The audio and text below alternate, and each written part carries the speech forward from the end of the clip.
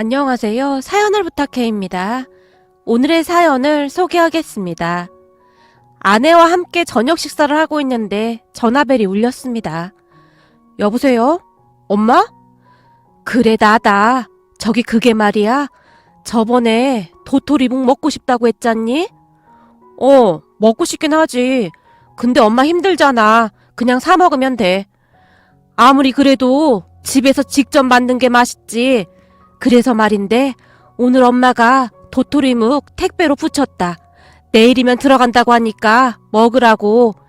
근데 우리 며느리가 싫어하는 거 아닌지 모르겠다. 순간 도토리묵을 만드느라 고생한 엄마가 생각나서 미안한 마음이 들었습니다.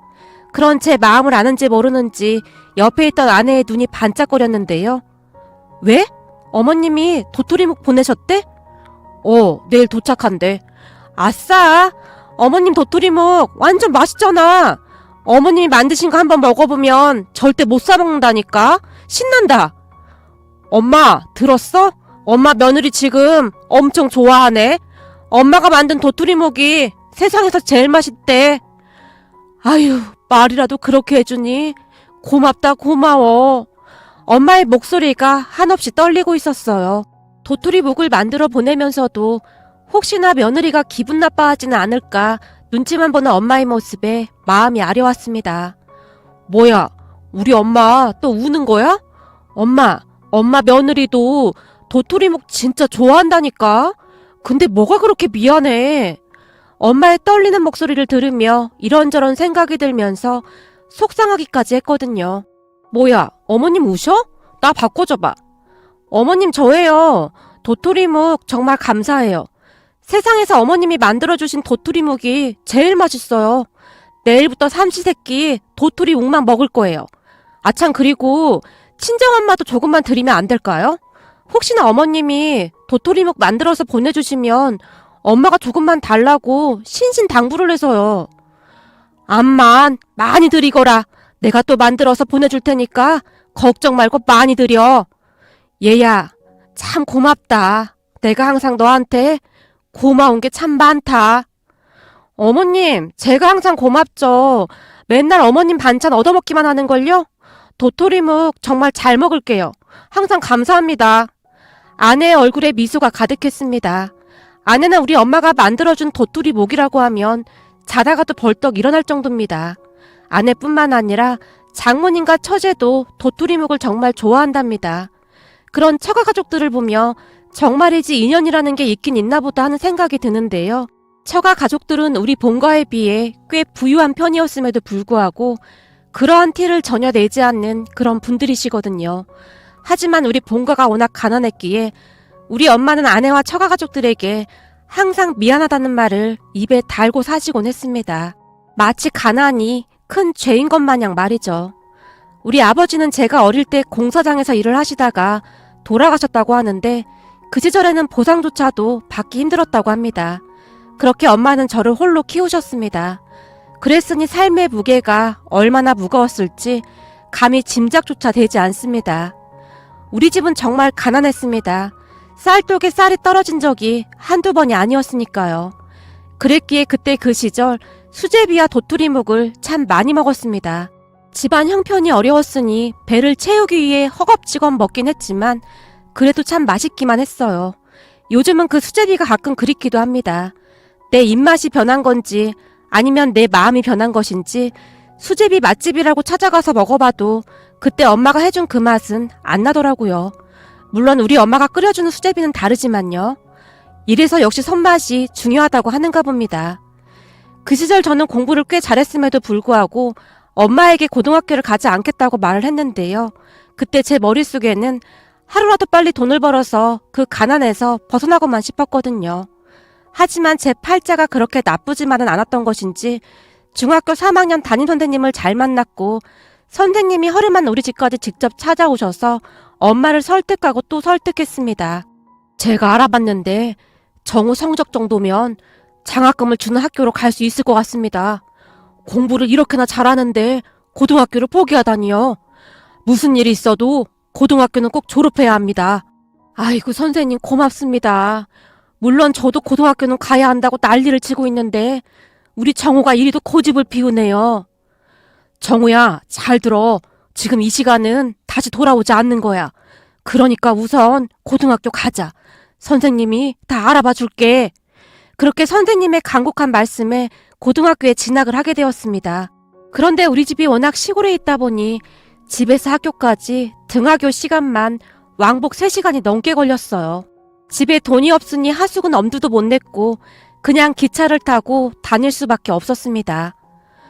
네 아빠만 살아있었으면 네가 이렇게 고생 안 해도 되는데 이 엄마가 너한테 정말 미안하구나. 엄마, 미안하긴 뭐가 미안해. 걱정 마. 나 하나도 안 힘들어. 그래도 내가 좋아하는 공부할 수 있어서 난 그냥 다 좋아. 근데 엄마가 나 때문에 더 고생을 해야 해서 그게 걱정인 거지. 아니다, 아니야. 이 엄마가 고생은 뭔 고생을 한다고 그래. 공부하기도 힘든데 그 먼 학교까지 왔다 갔다 하느라 네가 더 힘들지. 엄마가 눈물까지 훔치며 긴 한숨을 내쉬었어요. 하지만 저는 공부를 할 수 있다는 것 자체만으로도 그저 행복했기에 힘든 줄도 모르고 열심히 공부를 했습니다. 어느 날은 늦게까지 학교에 남아서 공부를 하다가 그만 막차를 놓치게 되었어요. 주머니에 돈은 없지 어쩔 수 없이 그 기차역에서 밤을 새우다시피 하고 바로 학교에 간 적도 있었답니다. 그런데 다음날 학교에 갔을 때 아무래도 제 모습이 꼬질꼬질해 보였던 모양입니다. 평소 장학금까지 받고 있던 저를 못마땅하게 여기던 반장 승진이가 와서 시비를 걸었어요. 야, 너 몰골이 이게 뭐냐? 평소에도 냄새나서 엄청 짜증났었는데 오늘은 더 심하네? 라며 키득키득 웃어댔거든요. 반장 승진이네 집은 부자인 듯 했는데요. 그때 당시 학교가 끝나면 승진이네 아빠가 고급 승용차를 타고 승진이를 데리러 오기도 했거든요. 그 모습을 보며 다들 부러워했을 정도였고요. 그런 승진이는 부모님의 전폭적인 지원을 받으며 공부를 했지만 승진이는 항상 2등이었고 저는 항상 1등이었습니다. 그랬으니 승진이는 저를 많이 못마땅해 했습니다. 승진이는 틈만 나면 제게 시비를 걸어왔습니다. 하지만 저는 상관조차 하지 않은 채 묵묵히 공부만 할 뿐이었고요. 그러다 얼마 뒤부터는 살림의 보탬이 되고자 엄마 몰래 주말마다 고깃집에서 일을 하고 있었는데요. 그 고깃집이 초등학교 때부터 친구였던 경석이네 아빠가 하는 곳이었기에 저에게는 더할 나위 없이 좋은 일자리였어요. 그러던 어느 날 승진이네 가족들이 식사를 하기 위해 식당으로 들어왔는데요. 뭐야? 너 여기서 일하냐? 아, 그래서 너한테 항상 그런 이상한 냄새가 났던 거였구나. 승진이가 잔뜩 비웃으며 저를 바라봤어요. 안녕하세요. 주문하시겠어요? 아빠, 이 집에서 제일 비싼 걸로 먹자. 야, 이 집에서 제일 비싼 고기로 가지고 와봐. 알았어. 금방 가지고 올게. 야, 너는 나한테 반말하면 안 되지. 난 지금 여기 손님으로 온 거잖아. 거기다 오늘 우리 가족들이 매출도 많이 올려줄 건데 깍듯이 손님 대우를 해야 할 거 아니야. 아, 네, 알겠습니다. 바로 가져다 드리겠습니다. 승진이 행동 하나하나에 우라통이 치밀어 올랐지만 꾹 참고 뒤를 돌아섰는데요. 엄마, 아빠, 쟤야, 쟤. 왜 내가 맨날 이상한 냄새 난다고 했었잖아. 아, 쟤야? 얼굴 보니 딱 그렇게 살 팔자네. 사는 거 보니 아무리 발버둥 쳐도 벗어나기 힘들겠네. 공부만 한다고 뭐가 달라지진 않거든. 그러니까 넌 투덜거리지 말고 엄마 아빠한테 항상 감사하게 생각해야 해. 저것 봐라. 접시나 나르고 저게 뭐 하는 짓이니? 승진이 부모님도 승진이와 별반 다를 바가 없는 그런 사람들 같아 보였어요. 그 사람들 말을 들으며 견딜 수 없는 모멸감을 느꼈기에 순식간에 제 얼굴이 굳어지고 말았는데요. 정우야, 이 아저씨가 이 나이 먹도록 살아보니 저런 인간들은 꼭 끝이 좋지 않더구나. 저런 인간들 말은 그냥 걸러서 들으면 돼. 말도 마라. 장사하다 보면 별의별 인간들이 다 있어. 그러니까 넌 신경 쓸 필요도 없어. 알겠니? 친구 아빠이자 가게 사장님께서 제 어깨를 두드려줬어요. 하지만 그 뒤에도 승진이는 저를 참 많이도 힘들게 했는데요. 이곳에 다 이야기하기도 어려울 정도입니다. 그런데 그렇게 힘들게 살았음에도 제가 정말 잘 자랄 수 있었던 것은 다 엄마 덕분이었습니다. 가난한 것이 항상 죄인 것 마냥 엄마는 제게 미안해 하셨는데요. 아침 일찍 나가서 저녁 늦게까지 일을 하시던 엄마는 미안한 마음을 독토리묵으로 표현하곤 하셨습니다. 학교가 끝나고 지친 몸으로 집에 들어가면 엄마가 도토리묵을 만들고 계셨어요. 산에 올라가 보니까 도토리가 지천에 있지 뭐니. 엄마가 도토리 잔뜩 주워왔어. 우리 정우 좋아하는 도토리묵 맛있게 만들어줄게. 엄마, 양념장 많이 해줘. 도토리묵은 양념장이 많아야 맛있어. 제가 침까지 꿀꺽 삼킨 채 엄마를 바라봤어요.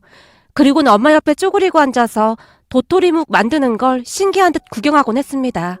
그때는 엄마 말대로 산에 도토리가 지천에 깔려 있었는데요. 엄마는 그 도토리를 주워서 깨끗하게 씻은 다음 물에 불려 말린 도토리를 반껍질 까듯이 도토리 껍질을 까곤 했습니다. 물론 저도 옆에서 껍질 까는 걸 거들었고요. 엄마, 이 도토리묵 만드는 게 참 신기해. 그렇지? 그렇지. 참 신기하지? 거기다 이게 얼마나 맛있니? 엄마 둘이서 도란도란 이야기를 하며 껍질을 깐 다음 그 도토리를 곱게 갈아서 면 보자기 같은 것에 넣어 꾹 눌러서 짠 다음 물로 여러 번 헹궜던 것 같기도 하고 아무튼 그 뒤로도 참 손이 많이 갔던 것 같아요. 그리고 나중에는 고소한 기름과 소금을 넣고 뜸을 들였던 것 같은데 그러면 되직해지면서 탱글탱글 아주 먹기 좋은 도토리묵이 되었거든요. 여기다 엄마표 양념장을 얹어서 먹으면 그렇게 맛있을 수가 없었습니다. 저는 지금도 우리 엄마가 만들어준 도토리묵을 가장 좋아합니다. 그보다 맛있는 음식을 먹어본 적이 없을 정도로 말이죠. 도토리묵이 그토록 맛있을 수 있었던 것은 아마도 엄마의 사랑과 정성이 가득 들어있어서 그러지 않았을까 생각해 볼 뿐입니다. 엄마는 제게 미안한 마음이 들면 그토록 도토리묵을 만들어주시곤 했습니다. 비록 풍족하지는 못했지만 그런 엄마 밑에서 자랐기에 저는 바르게 잘 자랄 수가 있었습니다. 그리고 힘든 환경이었지만 공부만큼은 자신이 있었어요. 3년 동안 온 힘을 다해서 공부에 집중을 했을 정도니까요. 그 뒤 저는 서울 명문대에 당당히 합격을 했습니다. 그것도 장학생으로 말이죠. 대학을 다니면서도 과외 아르바이트를 몇 개나 했는지 모르겠네요. 그러던 어느 날 저를 아껴주시던 교수님께서 저를 따로 부르셨어요. 정우야, 너 아르바이트 몇 개씩 한다며? 네, 교수님도 아시다시피 저희 집 형편이 좋지 않아서 조금이라도 엄마한테 도움이 되고 싶어서요. 너 착한 거야. 세상에 다 알긴 하지만 그렇게 무리하다 아프기라도 할까봐 걱정돼서 그렇지. 그래서 말인데 내가 괜찮은 과외 아르바이트 하나 소개시켜줄까 해서 불렀다. 아들이 지금 고등학생인데 과외를 알아보고 있더라고. 근데 정우 네가 딱 생각나지 뭐냐? 내가 워낙 아끼는 후배 아들인데다가 너도 내가 아끼는 제자이니 내가 볼 때는 딱인 것 같아서 말이다. 힘들게 몇 명 하는 것보다 거기 한 명 하는 게 훨씬 나을 거다. 성적이야 네가 가르치면 분명히 오를 거고 말이야. 교수님, 말씀은 감사한데 혹시나 제가 잘못하면 교수님께 누가 되지 않을까 걱정이 됩니다. 걱정 마라. 넌 분명히 잘할 수 있을 거야. 그럼 내가 전화해 놓을 테니까 넌 그렇게 알고 있어. 교수님께서 저보다 더 기쁜 표정으로 전화를 하고 계셨어요. 그렇게 저는 교수님이 알려준 곳으로 과외를 갔는데요. 집이 너무나 으리으리해서 한동안 넋이 나간 채 멍이 서 있어야 할 정도였습니다. 잠시 후 놀란 마음을 진정하고 배를 누르고 집 안으로 들어갔는데 그동안 살면서 그런 집은 처음 본 것 같았어요. 평소 드라마에서 보던 그런 대저택이었으니까요. 떨리는 마음으로 들어선 집 안에서는 기품 있어 보이는 여자분이 저를 맞아줬어요. 그 집안 사람들은 항상 예의 바르고 기품 있어 보였습니다. 초라한 행색의 대학생인 저를 절대로 무시하거나 그러지 않았거든요. 제게 과외받는 학생의 부모님은 항상 존댓말을 사용했고 아들의 성적이 오를 때마다 꽤 많은 보너스도 주셨어요. 제가 괜찮다고 몇 번이나 거절했지만 이렇게나 성적이 오른 게 처음이라서 그래요. 그러니 앞으로도 잘 부탁드려요. 학생의 어머니 얼굴에 미소가 가득했습니다. 그러던 어느 날은 학생의 어머니가 제게 조심스레 물었어요. 저기 이번 주에 우리 가족끼리 정원에서 간단하게 고기를 구워 먹을 생각인데 선생님 혹시 시간 괜찮으세요? 네? 저요? 갑작스런 물음에 제가 당황한 채 멍이 서 있었는데요. 네, 선생님이요. 선생님도 아시다시피 우리 아들 성적이 정말 많이 올랐잖아요. 남편이 너무 감사하다고 식사 대접하고 싶다고 했어요. 그리고 최 교수님이 엄청 아끼는 제자라고 꼭 그러고 싶다고 하는데 혹시 선생님 시간 괜찮을까요? 주말이라면 저도 괜찮을 것 같긴 한데 근데 제가 참석해도 되는 자리인지 좀 그래서요. 혹시나 가족분들이 불편해하진 않을까 걱정이 됩니다. 무슨 소리세요? 우리 가족들 모두 선생님 엄청 좋아하는걸요? 지금껏 과외 선생님 몇 번 봤었는데 선생님처럼 실력 있고 예의 바르고 좋으신 분은 처음이었어요.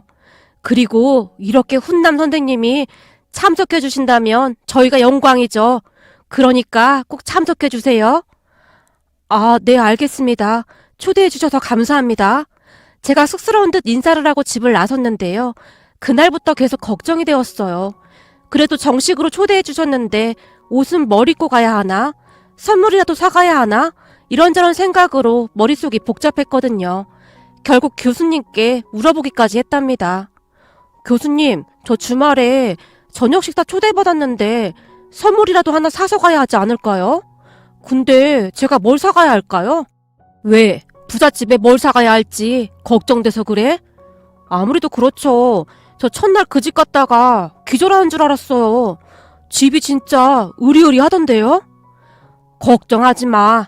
그 집 그런 거 상관도 안 하는 집이니까 정 불편하면 딸기 케이크 하나 사가던지. 재수씨가 딸기 케이크 진짜 좋아하거든. 그리고 그날 나도 그 집에 초대받았다. 교수님이 활짝 웃으셨어요. 정말요? 다행이다. 그럼 교수님이랑 같이 가면 되겠네요?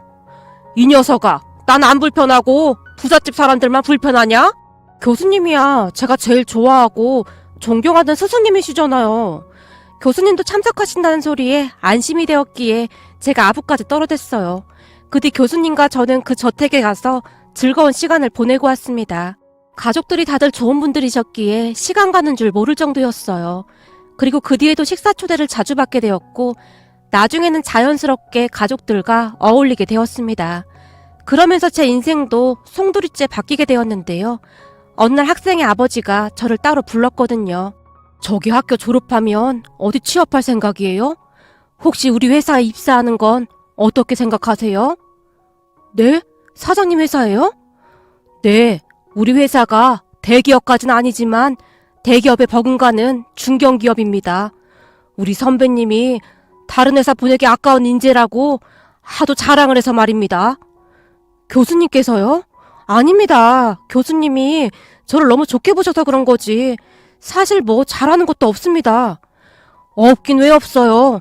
성실하고 정직하고 인성까지 바른데 요즘 이런 인재 모시기가 어디 쉽나요? 어때요? 한번 생각해 보시겠어요? 저야 감사하지만 혹시나 교수님과 사장님께 폐가 되지 않을까 걱정이 됩니다. 그런 걱정은 안 하셔도 됩니다. 그동안 저도 쭉 지켜봤는걸요. 이래봬도 저 한 회사 오너입니다.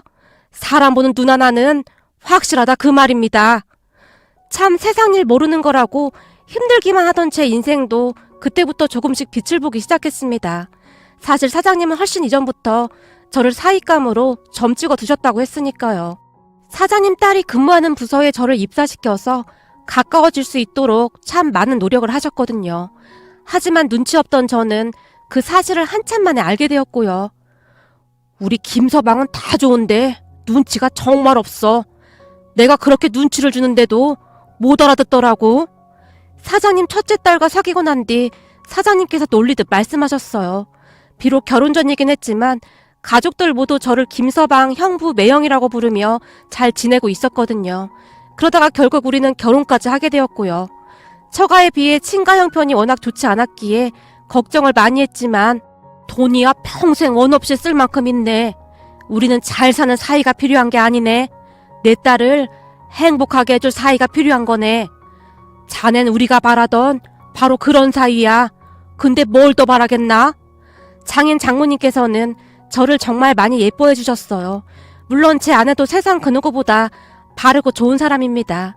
처음에는 처가 가족들과 함께 어울리면서 꿈인지 생시인지 잘 구분이 안 될 정도였는데 이제는 저도 많이 익숙해졌습니다. 그러던 어느 날 정말 충격적인 사건이 일어났습니다. 제가 이런 글을 쓴 이유이기도 하겠네요.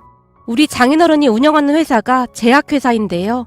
중견기업이라고 하기에는 규모가 상당히 큰 회사입니다. 회사가 하루가 다르게 계속 성장해가고 있었기에 지방 쪽에 새로 공장 하나를 더 지을 예정으로 부지를 알아보러 다니고 있었는데요. 장인어른께서 부지 3-4곳을 지정해서 저보고 잘 확인해보고 오라고 하셨어요. 자네도 알다시피 지금 우리 회사가 바이오 산업까지 진출해서 한참 성장하는 추세가 아니던가? 내가 한번 내려가겠지만 자네가 먼저 내려가서 공장 부지 잘 확인하고 오게나. 내가 보고받은 곳이 4군데 정도 되는데 자네가 다녀보면서 잘 보고 오란 말일세. 그 뒤 어디로 할지 타당성 검토를 해보자고. 알겠습니다. 근데 1순위가 제가 아는 지역이네요. 맞네. 자네가 그 지역 고등학교를 졸업했더구만. 그래서 난 그곳이 더 마음에 들기도 하네. 자네가 성공해서 지역 발전에 도움도 주고 하면 좋은 거 아니겠나? 우리 딸한테 듣자 하니 자네가 모교 후배들한테 장학금도 많이 주고 한다면서? 그래서 우선은 1순위를 그 지역으로 한 걸세. 암튼 내가 4위 하나는 기가 막히게 잘 봤어. 그것뿐만 아니라 자네 여기저기 기부도 참 많이 한다면서? 아닙니다, 장인어른. 그건 제가 참 어렵게 살았다 보니 아무래도 어렵게 살고 있는 사람들 마음이 너무나도 잘 이해가 돼서요. 조금이나마 나누면 제 마음도 행복하고 그 사람들도 행복해질 수 있으니까요. 다 좋은 거잖아요. 장인어른만큼 많이 하지도 못하는걸요? 아닐세. 아니야. 그런 마음을 갖는다는 것 자체가 아주 중요한 거야.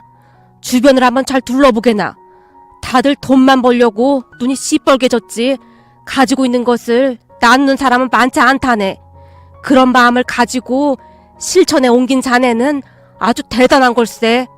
암튼 내려가서 부지 잘 확인해보고 가능하면 그곳으로 결정하자고. 네, 알겠습니다. 그리고 장인어른 정말 감사합니다. 감사하긴 자네가 내 사이가 되어줘서 나야말로 고맙네. 장인어른께서 아주 큰 소리로 웃으셨습니다. 저는 장인어른의 그 웃음소리가 그렇게 좋을 수가 없답니다. 아버지 없이 자란 제게 장인어른은 아버지와 진비 없는 분이시니까요. 그렇게 다음날 공장 부지를 확인하기 위해 그곳으로 내려갔는데요. 그날 저는 그곳에서 어마어마한 일을 겪었습니다. 내려가서 직원들이 안내한 공장 예정 부지를 확인하고 있었는데 멀끔하게 차려입은 어떤 남자가 제게 말을 걸었어요. 저기요, 지금 남의 땅에서 뭐하고 있는 겁니까? 네?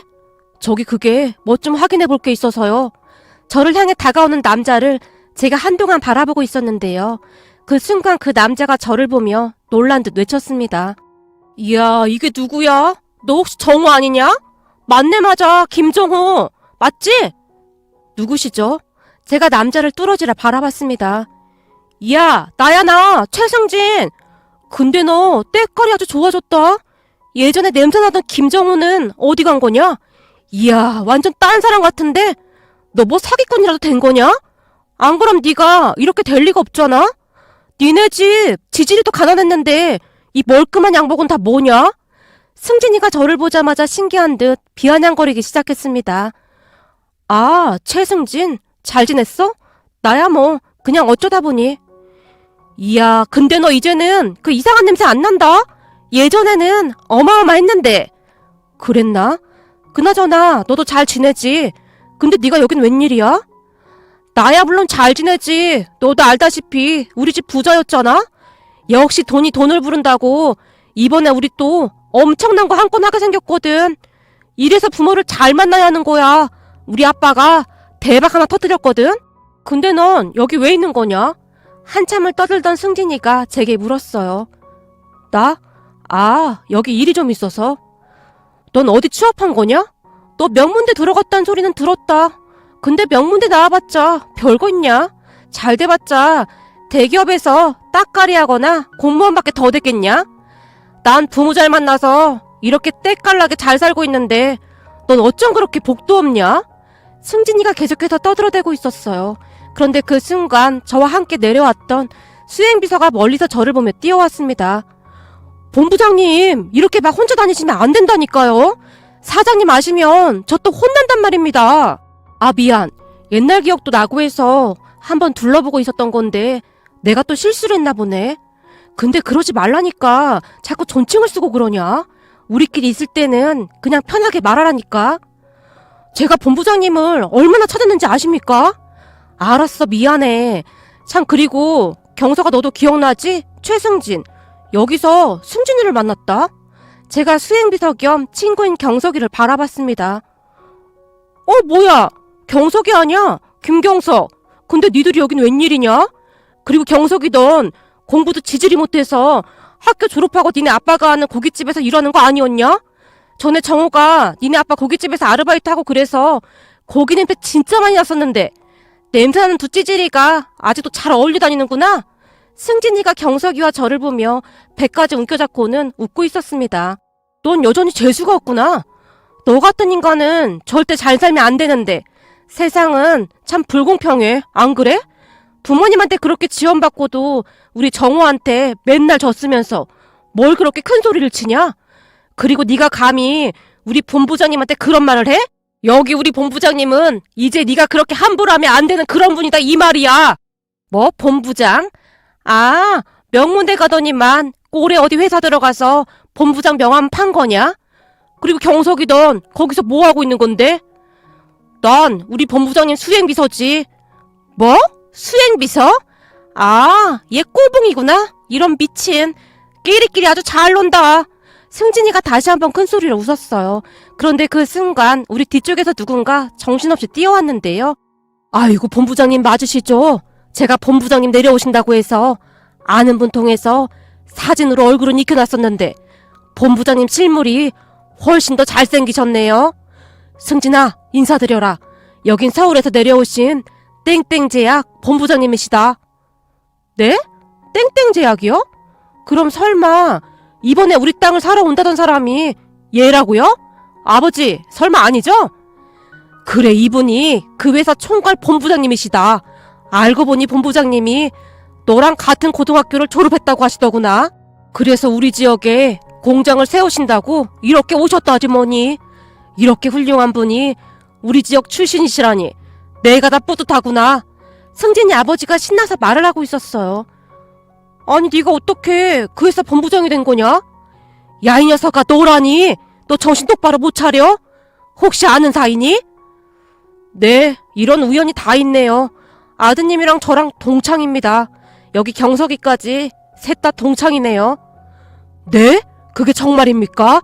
세상에나 무슨 이런 우연이 다 있습니까? 일이 잘 되려니 이렇게 잘 되네요. 본부장님, 그럼 다른 부지는 볼 것도 없이 우리 땅으로 결정하시죠. 동창 좋다는 게 뭡니까? 서로 도우면서 살면 좋은 거 아니겠습니까? 글쎄요, 조금 전까지만 해도 이 땅 부지가 아주 좋을 것 같았는데 다시 보니 영 아닌 것 같습니다. 이유는 아드님께 물어보시면 될 것 같네요. 김비서, 우린 그만 가보자고. 다른 부지도 둘러봐야 하잖아. 네, 본부장님. 그럼 다음 부지로 출발하겠습니다. 아이고, 본부장님, 왜 이러시는 겁니까? 이 지역 출신이신데 지역 활성화에 도움을 주셔야죠.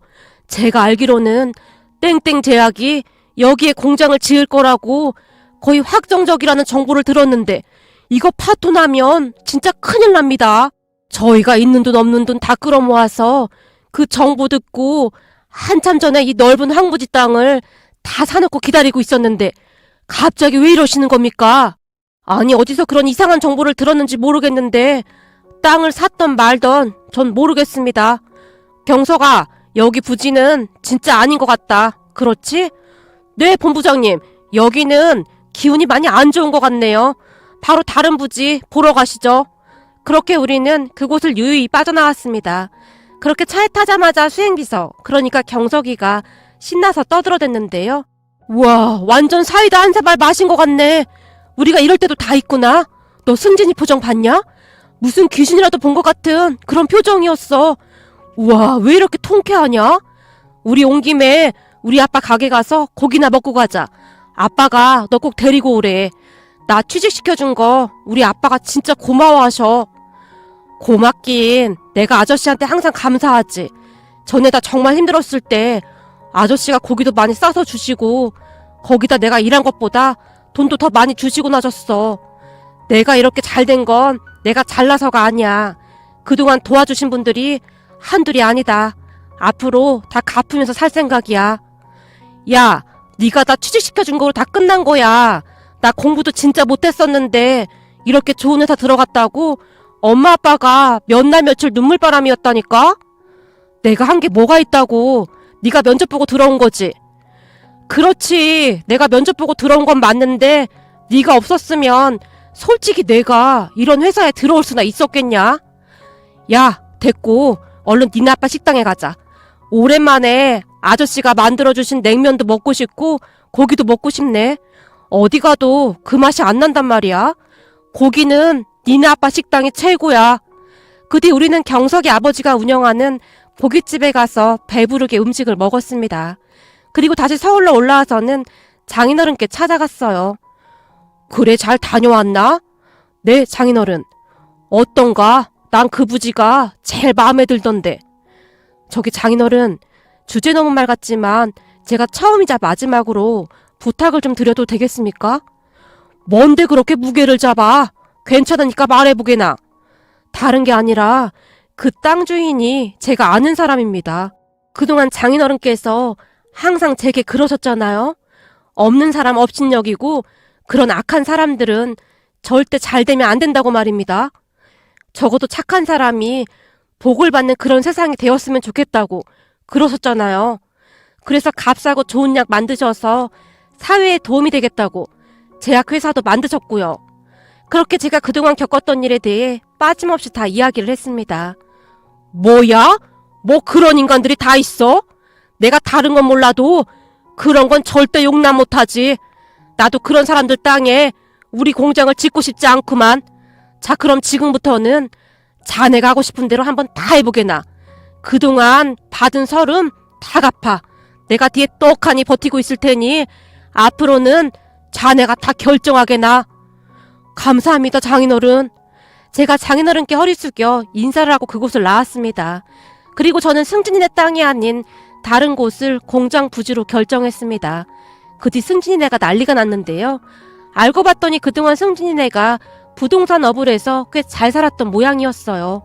근데 어디서 들었는지 이번에 우리 회사에서 그곳에 공장 부지를 매입한다는 정보를 듣고 승진이 아버지가 전 재산을 들이다시피 해서 부랴부랴 그곳에 땅을 사놨다고 합니다. 사실 그 땅이 1순위이긴 했으니까요.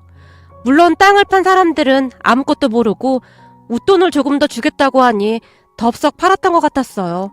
하지만 우리 회사가 그곳에 공장을 짓지 않겠다고 하자 이제 그 땅은 아무 쓸모가 없는 땅이 되어버린 거죠. 그 바람에 승진이 아버지와 승진이가 제게 전화하고 정말이지 난리가 난 것 같았는데요. 경석이 말에 의하면 승진이 집안이 파산나기 일보 직전이라고 했습니다. 물론 저는 그들의 연락을 일체 받지 않았고요. 그렇게 승진이와 승진이 아버지가 우리 회사까지 찾아온 모양인데 정문에서 경비 직원에게 끌려나갔답니다. 그랬더니 우리 엄마가 있는 고향집까지 찾아가서 무릎 꿇고 빌어댔다고 합니다. 엄마가 놀란 채 제게 전화를 하셨기에 제가 간단하게 설명을 했습니다. 제 말을 들은 엄마도 바로 표정을 바꾸신 듯 했는데요. 저는 아는 게 아무것도 없어서 잘 몰라요. 우리 아들이 하는 일인데 시골 할머니가 뭘 알겠습니까? 그러니까 그만 가보세요. 그리고 자꾸 이렇게 찾아오면 우리 아들이 가만 안 있겠다고 하는구만요. 물론 저도 그렇게까지 하고 싶진 않았지만 그때 그 시절 제게 했던 그 모든 것들이 떠올라서 절대 용서가 되지 않았습니다. 적어도 악한 사람들은 반드시 대가를 치러야 한다는 것도 보여주고 싶었습니다. 그 뒤 승진이네는 땅 구입 때문에 받은 대출금의 그 빚더미가 어마어마하다는 소문이 얼핏 들려왔어요. 사실 별로 알고 싶지도 않았어요. 세상 살다 보니 이런 일도 다 있더라고요. 그렇게 제가 지나간 일을 가만히 회상하고 있었는데요. 그런 제 마음을 아는지 모르는지 아내나 엄마가 보내셨다는 도토리묵 생각만 가득해 보였어요. 그리고 다음날 도토리묵이 도착하자마자 아내가 처갓집으로 향했습니다. 도토리묵 왔다며? 세상에나, 그 귀한 걸 또 보내셨다니? 빨리 접시에 담아봐. 어제부터 계속 도토리묵이 눈앞에서 왔다 갔다 하지 뭐니? 얘는 아까부터 와서 기다리고 있었어. 장모님이 처제를 바라봤어요. 자, 100% 수제 도토리묵 납시오. 다들 알지? 이건 돈 있어도 아무나 못 먹는 거라는 거? 내가 이런 사람이란 말이야. 아내가 가족들을 보며 고개까지 치켜든 채 큰 소리를 쳤습니다. 그래 언니 잘났어. 언니가 결혼 잘해서 그렇다는 거 다 알고 있으니까 얼른 도토리묵이나 줘. 그래 잔말 말고 도토리묵이나 얼른 가지고 와. 장모님과 처제 그리고 우리 아내까지 도토리묵을 한 입 가득 넣고는 좋아서 어쩔 줄을 몰라 했어요. 그 모습을 가만히 지켜보고 있으니 이게 바로 행복이 아닐까 싶습니다. 앞으로도 살면서 제게 도움 주신 모든 분들에게 감사한 마음으로 살아가겠습니다. 오늘의 사연은 여기까지였습니다. 즐겁게 보셨다면 구독, 좋아요 부탁드립니다. 고맙습니다.